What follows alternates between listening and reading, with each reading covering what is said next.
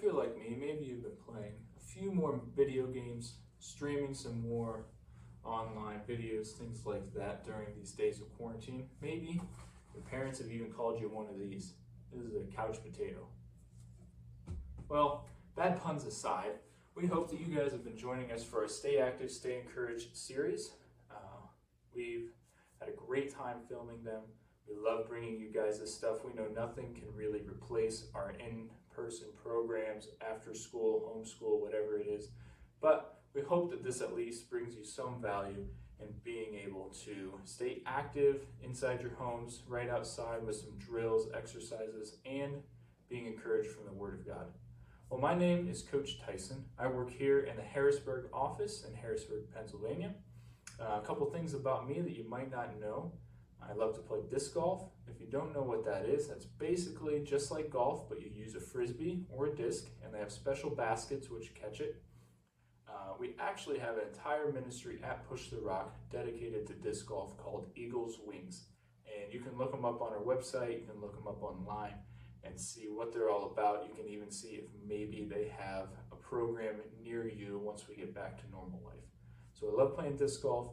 I love to play piano. I took lessons for 10 years growing up, and during this time I've definitely got to play a lot more, get better at my practicing, things like that. And the last thing about me is I really love running. I ran in middle school and high school cross country, and I'm actually a track coach and a cross country coach, and I work part-time at a running shoe store. So you could say a lot of my life is encompassed with running, and actually that's going to be the jumping off point for our Stay Encouraged portion of this video. Now, I've heard some of you have been skipping through our Stay Encouraged, so we're going to put it at the beginning. Hopefully you don't do that. It'll be really quick. So if you want to grab your Bible, if you want to follow along, we're going to be in the book of Hebrews, and we're going to be in Hebrews chapter 12. Now, this is a verse that I learned many years ago working as a counselor at a summer camp. It's a verse that I actually memorized just from reading it and going through it so many times, 10 weeks straight of teaching this to different campers.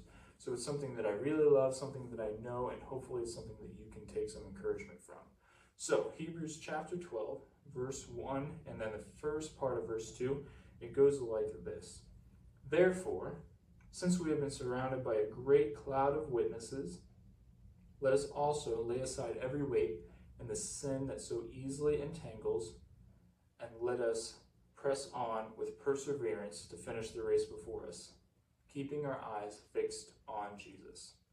Now, a couple things to note from this. The first part, it says we're surrounded by a great cloud of witnesses. Now, what this means, I want you to picture running into a giant football stadium. Maybe it's a stadium up in State College where Penn State plays. Maybe it's some other place.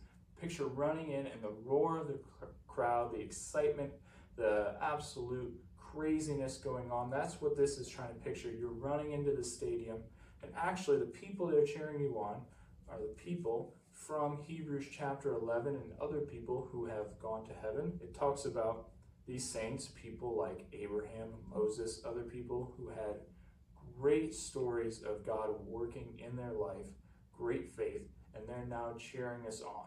They ran their portion of the race, and now it's time for us to do the same. So we can take encouragement that these saints are cheering us on as we are running the race of our Christian life, and that's what it's often compared to in the New Testament. So after that, it tells us to lay aside every weight and sin that easily entangles. Now, I want you to picture you're going to run a race. Maybe it's a longer distance race, like a mile, 5 miles, maybe even a marathon. But instead of wearing like a track uniform, cross-country uniform, you're wearing a snowsuit, you're wearing heavy steel-toed boots, you're wearing maybe all the clothes in your dresser and your closet, and trying to run this distance race with all those clothes. Well, you can imagine it's not going to go very well. You're going to get really hot really fast. You're not going to be very coordinated. You're going to get dehydrated and tired. Even the best distance runners in the world would have a hard time running a race in those type of conditions. But if you take off that weight, if you take off that snowsuit, the steel-toed boots, and you put on the appropriate clothing, right, running shoes, track uniform, cross-country uniform, you're going to be able to run so much farther, so much easier, so much faster. So the Bible compares our sin to like trying to run a race with heavy stuff entangling us, weighing us down. It's not going to go easy. We're going to get tired. We're going to want to give up. But if we shed the sin from our life, it's going to be so much easier to run that race. And then it ends that section there where it says, keeping your eyes fixed on Jesus. And what it means here is we look to Jesus to be the model of how we want to live our life. Just like think about any great athlete, it doesn't have to be running, but any great athlete, you try to model what they do in their game, what they do when they play the sport, and it usually can make you a lot better, especially if you compare that to trying to model somebody who's not good at a sport. Jesus is the ultimate example of who we want to be, and he's the ultimate example of how to live our life. And so, if we want to run the race with endurance and do a good job, we should keep our eyes fixed on him in order to run the race well. I hope that's been encouraging to you. We're going to move on to our active portion of the video. So, you'll need a little bit of space. I don't have a lot here, and you don't need a lot. You'll need maybe a set of stairs, or I'm going to use my couch right here behind me. You're going to need something like that for one of our exercises. The other two you can do pretty much anywhere that you have about a shoulder width length of space in front of you. So we're going to go through, we're going to do what's called a circuit exercise. So you're going to do each of these exercises in a row for the total number of reps, and then you're going to go through the whole thing 3 times. So we're going to start with lunges.